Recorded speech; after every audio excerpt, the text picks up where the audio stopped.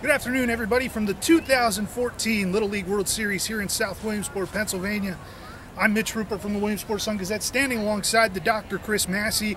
We're here on the first day of the Little League World Series out behind Lombardy Stadium. Game's getting ready here at Lombardy Stadium. First game over at Volunteer Stadium today, an international game. Chris, we got a lot of things to talk about this week, so let's get it started with the biggest story probably here at the Little League World Series. From Philadelphia, Pennsylvania, Monet Davis kind of took the country by storm, throwing a shutout in the regional final, the Mid-Atlantic Regional. She's not the only girl here pitching at the Little League World Series. We also have Emma March from Canada, who threw a one-hitter in the regional semifinal up in Canada. Chris, how big is it to not only have two girls playing in the series at the same time, but these are two key contributors to their team? Yeah, we were talking before the series started, before the state tournaments even started, about we've had girls here before, 16 girls before this year, but nobody, that was kind of a stud other than Victoria Brucker in '89. And we've never had a pitcher do something like this. Monet Davis is throwing 70 miles an hour and has wicked stuff. Is their ace on their team. They built their whole Mid-Atlantic regional run around getting her in the final.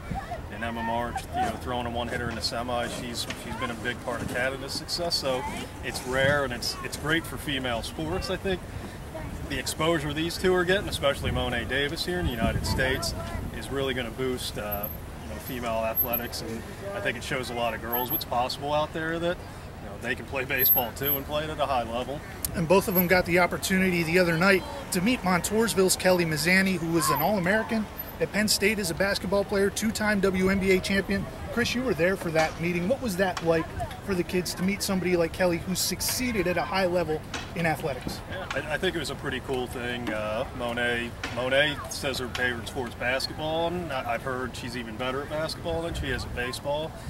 She wants to play in the WNBA someday, so I think to see somebody that played in the WNBA, won two championships, is the Big Ten's all-time men's or women's leading scorer, was kind of a thrill for her and for Emma too.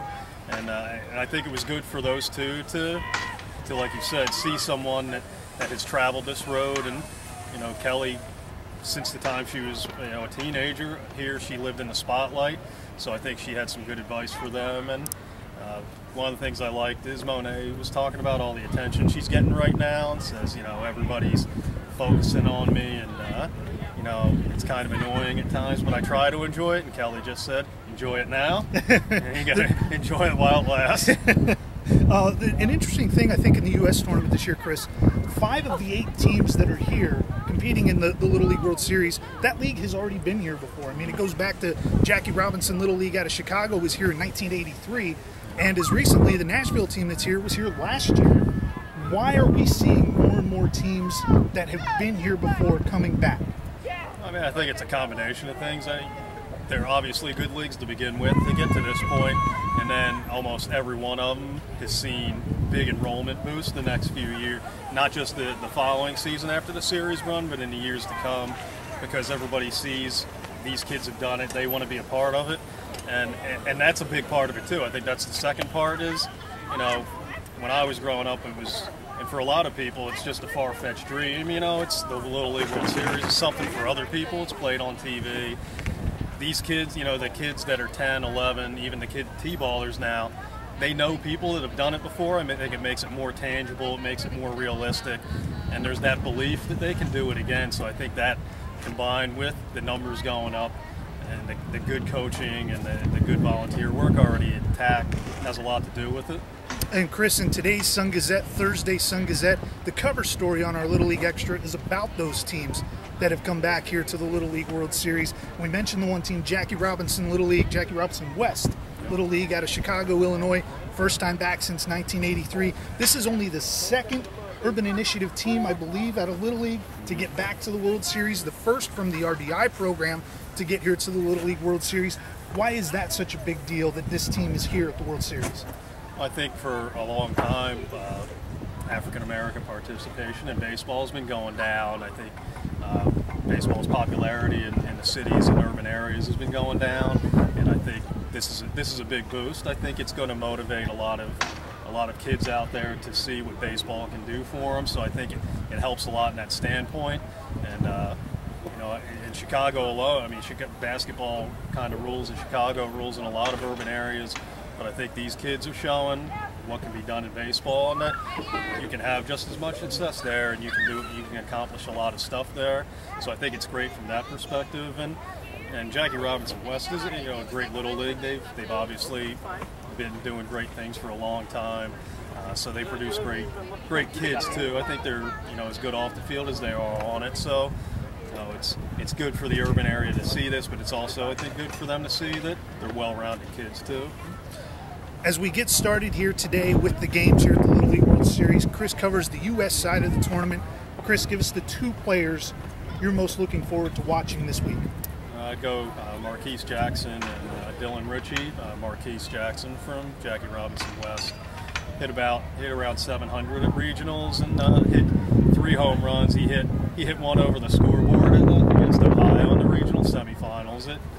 That's pretty unbelievable. That's amazing power. He's a great second baseman and awesome pitcher too. They used him a lot in relief. Didn't give up any runs. I think he gave up 1 hit, and 13 of the 14 outs he recorded were strikeouts, and I think he topped out at 78 in the regional final. So he 31, and I can't throw 78. So yeah, he can bring it. So he's fun to watch. That whole team's fun to watch with a lot of things they can do, but he stands out. And Dylan Ritchie from South Dakota had one of the best regional tournaments that I've ever seen. I've been doing this since '99, and his 22 RBIs in 6 games at regionals is the most I've ever seen. I would believe it's a U.S. regional record. 5 home runs. That's pretty unbelievable. 22 RBIs in 6 games. He's averaging almost 4 a game. He was almost impossible to get out. He came through on the mound for him. He was one of their better pitchers. Good first baseman. He's a big, strong kid. So he's fun to watch too. And Nevada's going to have their hands full with him tonight. Midwest typically struggles here at the Little League World Series. I think Dylan Ritchie gives them a chance, though, to compete in some games. And now, lastly, here on the first day of the series, Chris, we always have to get your predictions. Who's going to be the international champ? Who's going to be the U.S. champ? And who's going to win the whole thing come next Sunday? International, I'll go with Japan. Go out on a limb there. They're a 2-time defending world champion. Even if they don't get there, they're going to be in the mix. So I'll go with them. I like Nevada from the U.S. side. First time ever Nevada's been here, but they made it look easy in the West Regional. That's really hard to do. They pounded Northern California, Southern California, deep pitching, good offense. So I think they're the team to beat, but I think this field is more balanced than it's been in years past. So I think there's a lot of different teams that could make a run, but I'll go Nevada versus Japan, and I'll say 3 in a row for Japan. I'll say they win it again.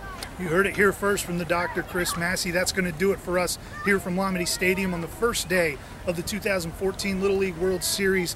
Check out all our stories, www.sungazette.com. We have a special Little League Extra section that you can click on and read the stories daily, or buy a paper. There's boxes all around the town. Find them in the store, anywhere you want. All kinds of coverage of the Little League World Series. Follow us on Twitter. I'll post our Twitter handles here at the end of the video. And we'll be back tomorrow, Chris. We still got lots more to talk about. So for Dr. Chris Masse, for Mitch Rupert from the Williamsport Sun-Gazette, we'll talk to you tomorrow. Have a good day.